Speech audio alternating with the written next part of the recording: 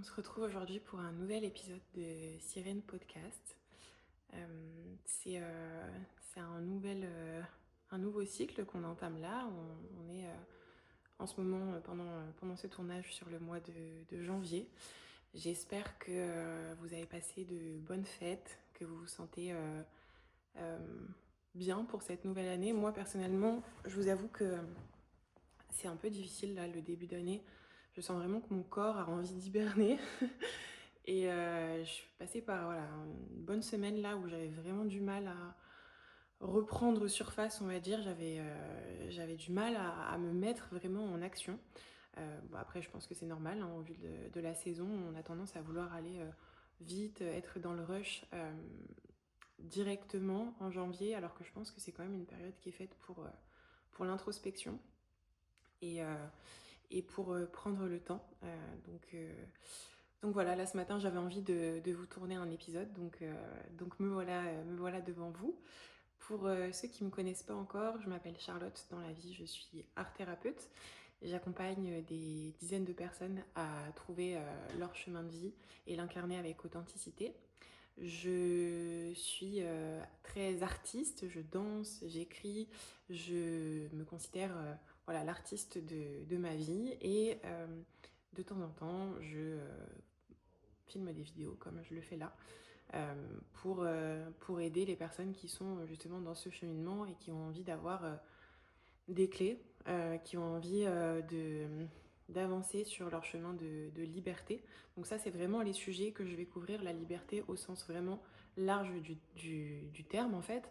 Euh, la liberté, ça passe par plein de choses. Ça passe par la liberté émotionnelle, mentale, physique, financière, la liberté géographique. Il y a tellement de sujets en fait à couvrir par rapport à ça. Et moi, je vous parle de liberté parce que c'est ma valeur la plus haute et c'est vraiment je me bats depuis toujours sur obtenir ma liberté. J'ai été dans plein de sphères, etc., qui justement ne me la donnaient pas. Et aujourd'hui, j'ai la chance d'être entrepreneur et de prendre la parole sur ces sujets. Donc voilà, c'est un véritable plaisir pour moi de partager mes conseils, de vous donner des points clés qui peuvent vous accompagner. Donc si c'est la première fois que tu arrives et si ça te plaît, ce type de sujet, n'oublie pas de me suivre sur les réseaux, de liker, ça me permet voilà, avoir de la visibilité. Sur Instagram, sirène.podcast et je suis présente sur YouTube, sur Spotify et Apple Podcast, tu me retrouveras également. Donc aujourd'hui, ah oui, petit point aussi que j'ai pas forcément énoncé. En fait, moi ce que j'aime dans la vie, c'est l'authenticité en plus de la liberté. Donc du coup, c'est vraiment un podcast où il n'y a pas de montage. Déjà, je suis archi nulle. Je suis archi nulle dans tous ces trucs-là. Franchement, ça m'énerve. C'est pas ce sur quoi j'ai envie de me focaliser. Je préfère quelque chose de vrai, d'authentique, que voilà, vous vous asseyez là avec moi dans mon salon, comme mes amis le font en fait quand ils viennent ici et qu'on prend ce temps pour discuter, pour parler des choses vraies et repartir rebooster ou repartir avec une sérénité différente, une vision différente, des points clés, c'est vraiment ça. Donc voilà, juste pour que tu sois au courant, il n'y aura pas de montage, tu vas me voir voilà, des fois revenir, rigoler, penser à un truc, etc. C'est normal, c'est qui je suis et je me voyais pas faire autrement parce que sinon ça serait trahir mon essence et j'ai pas envie de le faire et j'ai pas envie que toi non plus tu le fasses dans ton chemin d'incarnation, de mission de vie. On en reviendra plus tard.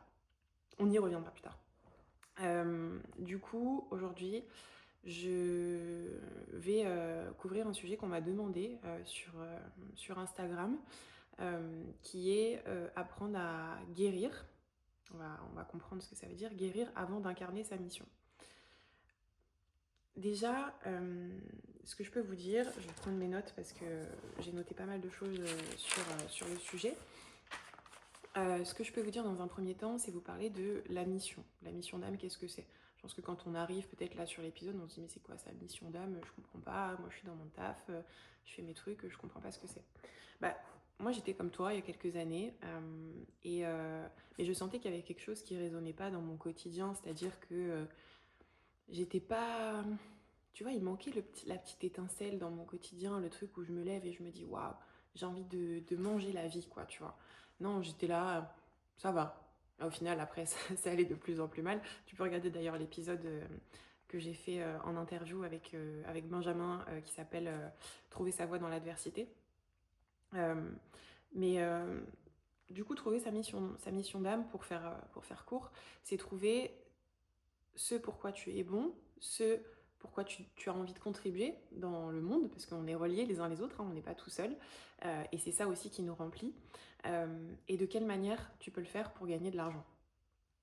Et en fait, il y a beaucoup de masques sociétaux qui vont se mettre au-dessus de notre mission d'âme, puisque on est conditionné d'une certaine manière à penser que la réussite c'est comme ça, que telle chose c'est bizarre, que etc. etc. Donc il y a plein de masques qui vont se mettre au-dessus de ta mission, de qui tu es, euh, donc de plus, de plus, de plus, de plus. Et euh, du coup, on va un peu oublier ce truc-là.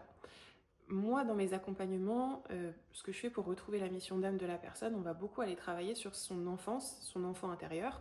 Parce que quand on est enfant, tu vois, on est un peu brut de décoffrage. Genre, on se dit, ça j'aime bien, ça j'aime pas. Tu vois, on n'a pas de filtre. On sait exactement ce qu'on aime et ce qu'on n'aime pas. Et ça nous vient pas d'un conditionnement. Ça nous vient juste de nous, notre, notre personnalité, ce qu'on a envie de faire, ce qu'on aime, etc., etc. Donc, petit conseil pour toi, si tu cherches ta mission d'âme, c'est revenir à ton enfance, te poser la question, qu'est-ce qui vraiment me donnait des étoiles dans les yeux quand j'étais enfant et qu'est-ce qui me plaisait vraiment pas. Voilà, déjà ça c'est la première chose. Donc une mission d'âme, c'est ça. Donc la deuxième partie, guérir. Donc comme je te disais, donc on a notre mission d'âme quand on arrive, on va dire, sur Terre. Il y a quelque chose qui nous est destiné, imaginons. Hein. On y croit, on n'y croit pas. En tout cas, c'est pour grossir le trait. Une fois qu'on vieillit, qu'on arrive à l'adolescence, on devient adulte, etc., on a des masques qui vont se mettre, des masques sociétaux, des conditionnements, des choses liées à notre éducation aussi, nos parents, nos grands-parents, etc., etc. Donc on va prendre certaines choses pour acquis, comme si ça ok, ça c'est moi. Donc moi par exemple, je te donne un exemple, quand j'étais enfant, on me disait que j'étais timide. Et donc j'ai pris ça pour argent comptant et j'ai incarné une timidité pendant très longtemps, alors qu'en vrai je suis pas timide. À un moment j'étais mal à l'aise avec quelqu'un et du coup j'avais pas envie de lui parler quand j'étais enfant, alors qu'avec d'autres personnes j'étais une pipelette. Et du coup on m'a dit non, Charlotte elle est timide. Et donc moi après je me suis dit ah ok. Donc Charlotte égale timide, c'est ma mère qui a dit ça, mon père, quelqu'un d'important, une figure importante, imaginons. Sans les blâmer, parce que eux, peut-être, ils ont dit ça, voilà, naturellement, ils n'ont pas fait attention. Mais du coup, j'ai incarné cette chose-là. Exemple. Ensuite, il y a les blessures d'âme. Alors, si vous ne l'avez pas lu encore, je vous invite vraiment à lire les 5 blessures de l'âme de Lise Bourbeau, qui expliquent quelles sont les différentes blessures qu'on a plus ou moins tout au long de notre incarnation, vie, et qu'on doit guérir pour pouvoir aller vers notre mission d'âme, justement. Donc, il y en a plusieurs. Il y a le rejet, l'injustice, l'abandon, la trahison et l'humiliation. C'est les 5. Par exemple, une personne qui a la blessure du rejet, donc généralement c'est quand on a la blessure du rejet, c'est que le parent du sexe opposé nous a montré du rejet, pas du sexe opposé, pardon, du même sexe que nous a montré euh, une forme de rejet à un certain stade, qu'importe, on ne sait pas ce qui s'est passé exactement. Ça peut être la plus petite chose comme la plus grosse chose, et donc du coup on a pris ça comme argent comptant en se disant ok, en gros je mérite d'être rejeté. Imaginons, après, je sais pas, y a plein de types de blessures. Mais du coup, ces blessures-là, à terme, elles vont prendre possession de notre identité, encore une fois, et on va avoir tendance à agir en fonction de nos blessures, et non pas en fonction de notre cœur ou notre mission. On va agir en protection, en sécurité, parce que j'ai peur d'être rejeté, j'ai peur d'être humilié, j'ai peur d'être trahi, abandonné, etc., etc. Et donc, on va avoir des mécanismes de survie par rapport à ça. Le problème là-dedans, ce qui m'emmène à mes différents... Ça me gratte ce chapeau-là, vous aimez bien ou pas? En vrai, j'aime trop, j'ai voulu faire un petit style comme ça, mais en vrai, ça me gratte pour la vidéo. Bref. Du coup, ouais, je disais, ce qui m'emmène au dernier point, c'est que quand tu souhaites t'incarner dans ta mission, vraiment de vie, la problématique qui va se poser, c'est que tes blessures et les masques identitaires que tu as, ils vont s'incarner fois 1000 lorsque tu essayes de sortir de la matrice, de sortir de ton train-train quotidien, etc. C'est là où ça va sortir encore plus. Je te donne un exemple concret. J'accompagnais une cliente, on va l'appeler Edena, je sais pas pourquoi, j'ai envie de l'appeler comme ça. Donc Edena, elle avait lancé son entreprise, elle n'arrivait pas à faire d'argent avec son entreprise, une entreprise dans le bien-être.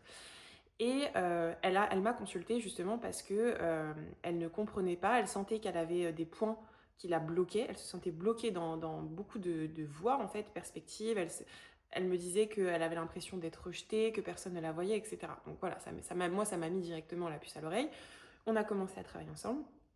Et donc on a vu directement dans son enfance et même du coup aujourd'hui dans son quotidien qu'elle avait la blessure du rejet et que du coup elle avait l'impression de se faire rejeter par autant dans sa vie personnelle, amis, famille, mais aussi par de potentiels clients, partenaires.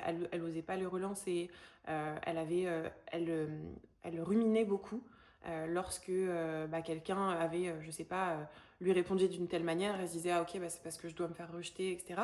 Et en fait, elle s'auto-sabotait complètement à cause de cette blessure-là. Donc, vous voyez bien à quel point ça peut vous entraver dans votre mission de vie. C'est-à-dire que même si tu mets toute l'énergie du monde, etc., si tu n'as pas guéri ces premières parties-là, qui sont le socle de ta maison, en fait, bah, tu vas, tu vas pas pouvoir. Tu vas revenir tout le temps à ce truc-là et ça va te ramener, tu sais, à une sorte de procrastination où ton cerveau, il va essayer de trouver, tu sais, une manière de contourner. Parce que lui, en fait, il a peur, il est en protection. Donc ça, c'est le cas d'Edena. Ensuite, on va prendre le cas de Catherine, on va l'appeler Catherine. Catherine, elle est venue me voir, elle avait énormément de mal à assimiler certaines choses injustes qui lui arrivaient par rapport à son business. C'est-à-dire injuste que, par exemple, des gens ne viennent pas, c'était une femme qui travaillait dans l'événementiel, qui ne viennent pas à son événement et qui ne la préviennent pas. Alors que du coup, ils ont payé, mais ils ne sont pas venus pour X ou Y raison. Elle trouvait ça hyper injuste, elle se mettait dans une colère noire, pas forcément envers eux, mais elle, ça l'a bouffée de l'intérieur. Et du coup, ça lui faisait remettre tout en question. Elle doutait, elle disait non, mais de toute façon, ça sert à rien du coup, parce que c'est injuste qu'il se passe ça. Dans tous les cas, vaut mieux que je revienne salarié, etc., etc. Donc, tu vois, ça faisait vraiment une espèce de boucle mentale comme ça, qui revenait par vague, et qui du coup l'empêchait à terme de monter un business florissant et en étant dans l'abondance. Parce que du coup, elle revenait toujours à sa blessure, et en fait, elle se focalisait pas sur sa mission de qu'est-ce que je vais transmettre, à quoi je contribue, quel message j'ai envie de passer, quel déclic je vais provoquer auprès de mes clients, mes clientes, les personnes qui me voient, que j'accompagne. Non, elle était sur sa blessure. Pourquoi c'est injuste? Qu'est-ce que j'ai fait à la terre entière? Qu'est-ce que tu vois, le dialogue mental, il a rien à voir. Et c'est ça qui va manifester sa réalité en fait derrière. Euh, donc voilà pour Catherine et Dena. Et en plus, il y avait un dénominateur commun qui était la peur du manque. Donc la peur du manque qui est souvent liée au transgénérationnel, la peur de manquer justement, de manquer de nourriture, de manquer d'être en survie en fait clairement. Et donc qui ne leur permettait pas de s'investir à 100% dans leur business parce qu'elles avaient toujours en tête le petit truc de vaut mieux que je revienne dans le salariat parce que c'est plus safe. Or, c'est pas plus safe, je te le dis, spoiler, c'est pas plus safe. Mais par contre, c'est ce que j'ai vu dans mon passé, dans le transgénérationnel, même ce que j'ai vécu. Donc je pense que ça sera plus safe. En fait, ça sera pas du tout plus safe pour son système nerveux. Ça sera pas du tout plus safe non plus pour incarner qui elle est. Donc potentiellement, elle tombera malade beaucoup plus dans l'année. Elle fera des choses qu'elle n'aime pas. Elle fréquentera des gens qu'elle n'aime pas, etc. Et au bout du compte, sûrement, elle pourra tomber malade beaucoup plus facilement, etc., etc. Parce que elle ne suit pas, elle va à l'encontre de ce que son âme veut vraiment en fait. Donc à la fin, en fait, c'est pas du tout plus safe, même si sur le papier, d'un côté très rationnel, on se dit bah si, Charlotte, c'est plus safe. Enfin, voilà, dis-moi un peu ce que tu en penses et si tu vois ce que je veux dire et si c'est clair tout ce que je te dis là. Et du coup, voilà, en gros, ce que j'avais envie de, pour conclure cette vidéo, ce podcast, ce que j'avais envie de te dire, c'est euh, ne lésine pas les manières, les choses que tu peux mettre en place pour guérir toutes ces blessures-là. Si tu es dans ce chemin de liberté, parce que si tu ne le fais pas, tu vas te retrouver piégé à un certain stade et ça sera beaucoup plus difficile pour toi de faire machine arrière plutôt que de faire les choses sans être dans le rush, sans, tu sais, être dans une sorte euh, ouais, de l'appât du gain, tu vois, être impatient, être ceci. Non, là, t'es pas connecté au bon truc. Donc, prends le temps, essaye d'observer tes mécanismes, essaye de aussi te connecter à ta vraie mission de vie, comme ça tu retourner dans ton enfance, etc. Essaye de revisualiser. Euh, et surtout, si tu as besoin, fais-toi accompagner. Moi, c'est ce que j'ai fait au départ de mon cheminement et je le fais toujours. Parce que on a tous ces blessures-là. Il y a personne hein, sur Terre qui est immunisé de ça. Et c'est d'ailleurs pour ça qu'on est sur Terre, pour alchimiser certaines choses et pour avancer sur notre mission, en fait. Donc voilà ce que j'avais à te dire aujourd'hui. Dis-moi si ça résonne avec toi. Si tu as envie d'aller plus loin sur ton cheminement, j'ouvre des candidatures pour participer à mon programme de coaching Deviens l'artiste de ta vie, donc dans lequel j'accompagne les personnes, je les coach vers leur mission de vie, vers leur authenticité et vers la guérison de leurs blessures, la liberté également. Donc si ça t'intéresse, tu as juste à remplir le formulaire qui est en lien, qui est en bio. Donc j'ai pas mal de demandes, donc en fonction, si ta candidature résonne avec ce que je recherche et si tu es prêt, en fait, c'est surtout ça que je prends en compte. Si tu es prêt à passer à cette étape supérieure, je serais ravie de le faire. Donc tu peux cliquer en bio et en attendant, tu peux liker, commenter, t'abonner à la chaîne. Ça m'apporte beaucoup de soutien et surtout ça permet de rendre ce sujet plus vaste, que d'autres personnes puissent s'en rendre compte. N'hésite pas à le partager aussi à un ami ou une amie qui en a besoin. Parce que des fois, on a juste besoin d'un premier déclic pour que toute notre vie prenne un nouveau tournant. Donc vraiment, ça serait trop cool que tu le fasses. Voilà. Je te fais plein de bisous et je te dis à très bientôt.